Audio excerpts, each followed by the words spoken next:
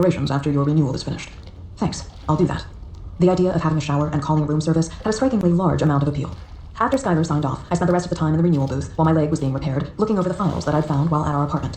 Nothing looked familiar or jogged a memory or gave me any clue beyond the fact that my original apparently had a relationship with the people who kidnapped me. None of this made sense. I was also exhausted and spinning my wheels. Rolling out of the renewal couch, I was happy to see that my clothes had been repaired and cleaned while I lay there. It would make it easier to get a hotel room if I didn't look like a gunshot victim. Assuming that the clerk could have even seen the bloodstains. The thought that people were wandering around soaked in blood but beamed out almost made me start laughing hysterically. I really needed to rest. I had not slept the night before and then had to deal with the second attack this morning. I headed for Europa Hotel and actually walked 2 streets before stopping myself. I was an idiot. I was naturally heading to one that Jonathan and I had spent a getaway weekend at.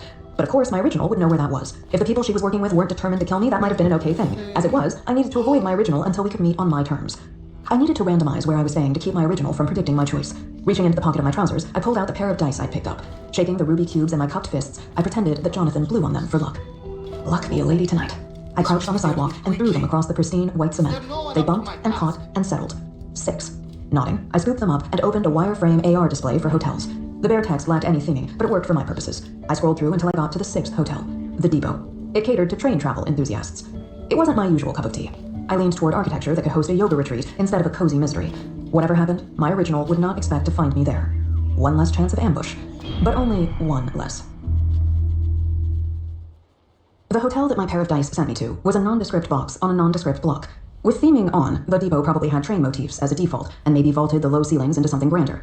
As it was, the lobby felt squat and claustrophobically dark. Besides being a random location, it turned out to have 2 things going for it. One was that my room had real windows looking out onto the street.